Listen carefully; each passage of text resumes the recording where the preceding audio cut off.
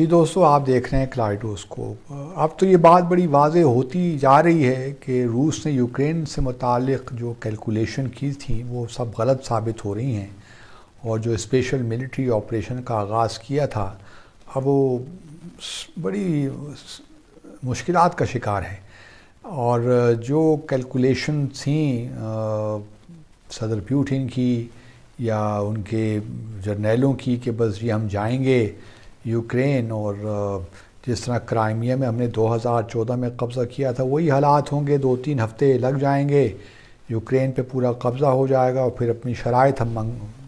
بنوا کر واپس آ جائیں گے، اور اپنی جو پسندیدہ یا پرو رشیا گورنمنٹ ہے اس کو انسٹال کر کے۔ وہ ساری کیلکولیشنز اب غلط ثابت ہو رہی ہیں، کیونکہ پہلی بات تو یہ ہے کہ یوکرینین جو عام لوگ ہیں انہوں نے اس ایگریشن کو ایکسیپٹ نہیں کیا اور وہ اٹھ کھڑے ہوئے ہیں، اور وہ ساری جو 30-35 ملین کی آبادی ہے یوکرین کی، وہ اب صدر زیلنسکی کے پیچھے کھڑی ہے۔ اور پھر یہی نہیں بلکہ پوری دنیا بھی، خاص طور پہ مغربی دنیا، وہ بھی ایک لحاظ سے نہ صرف یوکرین کے ساتھ کھڑی ہے بلکہ بلینز آف ڈالرز کے حساب سے جس طرح وہاں پہ ایڈ آ رہی ہے اور جس طریقے سے ویپنز وہاں پہ آ رہے ہیں، تو لگتا کچھ یہی ہے کہ امریکہ کی سربراہی میں، اس کی لیڈ میں، یہ طے کر رکھا ہے امریکہ نے اور باقی جو اس کے ویسٹرن الائز ہیں کہ ہم نے یوکرین کو روس کا افغانستان بنانا ہے۔ جس طرح سوویت یونین کے لیے افغانستان ایک وبال جان بن گیا تھا، تو یوکرین بھی لگتا کچھ یوں ہی ہے کہ روس کے لیے ایک ایسی ہڈی بن چکا ہے جو کہ اب حلق سے نیچے نہیں اترنے والی۔ تو اب روس کیا کرے، کیونکہ روس کی بھی اپنی ایک پوزیشن ہے، اور پچھلے دنوں تو کافی جو تقریباً 8000 اسکوائر کلومیٹر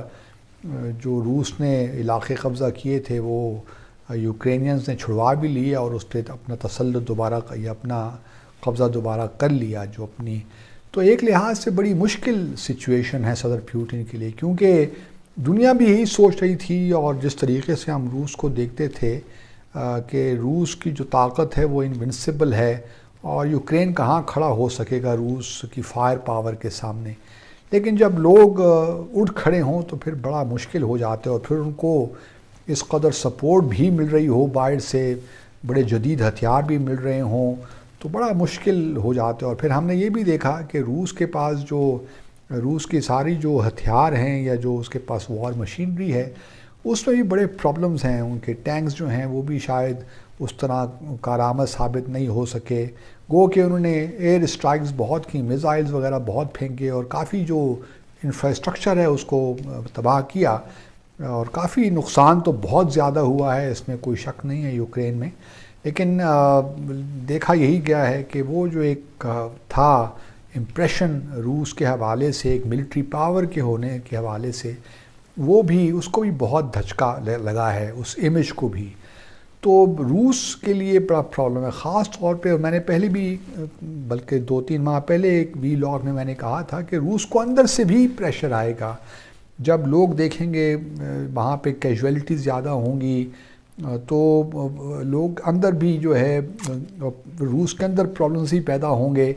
تو پھر ایک پریزیڈنٹ پوٹن کو دنیا میں تو چلے ہو ہی رہا ہے، لیکن اندر سے بھی پریشرز بلڈ ہوں گے آہستہ آہستہ، اگر یہ وار جلد ختم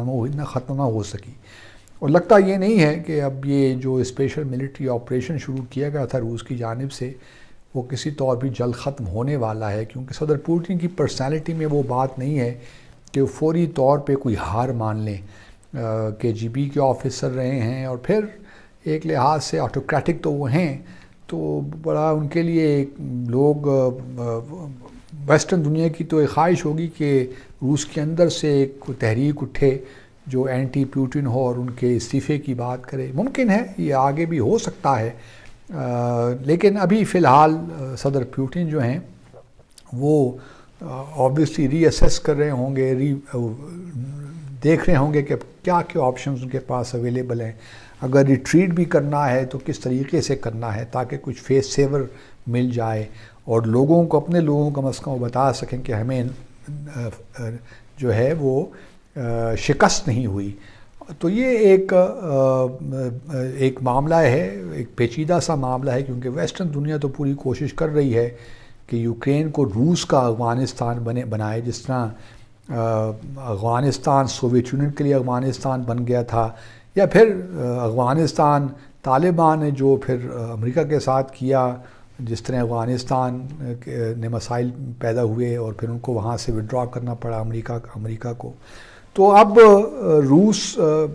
کو کس طرح وڈرا کرتا ہے، دیٹ از دا پوائنٹ. دوسری طرف ہم نے یہ دیکھا ہے کہ جب ابھی شنگھائی کوآپریشن آرگنائزیشن کا سربراہی اجلاس ہوا سمرقند میں، تو وہاں ایک بائیلیٹرل میٹنگ ہوئی صدر پیوٹن اور پرائم منسٹر مودی کے درمیان، اور اس میں پرائم منسٹر مودی نے یہ کہا صدر پیوٹن کو کہ یہ آج کل کا جو دور ہے یہ جنگوں کا دور نہیں ہے، یہ پیس کا دور ہے، اکنامک کوآپریشن، انٹیگریشن، کنیکٹیویٹی کا دور ہے، تو اس پہ آپ توجہ دیجئے. اور پھر صدر پوٹن نے کہا کہ ہمیں اندازہ ہے آپ کے کیا کنسرنز ہیں. تو یہ بڑا وائرل ہوا اور بڑی اپریسیشن بھی ملی وزیر اعظم مودی کو یہ بات کہنے میں. حالانکہ ہماری پوزیشن مور اور لیس یہی ہے، ہم کسی ایگریشن کو تو کنڈون نہیں کرتے، لیکن یہ ضرور ہے کہ ہم جو رشیا کے بھی کچھ کنسرنز ہیں، ہم یہی کہتے ہیں کہ جی کانفلکٹ سے مسائل حل نہیں ہوں گے، آپ بات چیت سے ہی یہ جو ہے اس کا کوئی سلوشن نکالیے. لیکن پرائم منسٹر مودی کی جو اسٹیٹمنٹ ہے اس کو بڑی پذیرائی ملی دنیا بھر میں. لیکن کیا کیا جائے کہ جب ہم پرائم منسٹر مودی کے جو دیکھتے ہیں ان کی پالیسیز کو، خاص طور پر اپنے خطے میں، تو ہمیں تو بڑی پریشانی ہوتی ہے کہ انہوں نے مودی کو تو کہہ دیا، پیوٹن کو تو کہہ دیا کہ یہ پیس کا زمانہ ہے، لیکن ہم جب دیکھتے ہیں مودی صاحب کو اپنے ریجن میں تو نہیں لگتا کہ جو وہ کہتے ہیں اس پہ وہ یقین بھی رکھتے ہیں یا اس پہ عمل بھی کرنا چاہتے ہیں. پاکستان کے ساتھ جو رویے ہیں ان کے، جموں اور کشمیر کے ساتھ جو رویے ہیں، وہ تو اس بات کا اندیا نہیں دیتے کہ پرائم منسٹر مودی جو ہیں وہ پیس پہ یقین رکھتے ہیں یا ریجنل کنیکٹیویٹی پہ بلیو رکھتے ہیں. جس طرح جو معاملات اس وقت چل رہے ہیں، جس طرح پلوامہ اٹیک ہوا، پلوامہ اٹیک کے بعد جو بالا کوٹ اٹیک ہوا پاکستان پہ کرنے کی کوشش انہوں نے کی، تو اس سے تو یہی لگتا ہے. اور جس طریقے سے ڈیفنس ایکسپینڈیچر بڑھ رہا ہے انڈیا کا، اور جو ڈپلائمنٹ پاکستان کے حوالے سے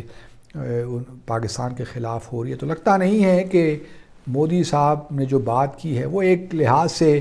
انٹرنیشنل ہیڈ لائنز کو گریب کرنے کی بات ہوتی ہے. اس میں بہرحال پرائم منسٹر مودی کامیاب رہے ہیں،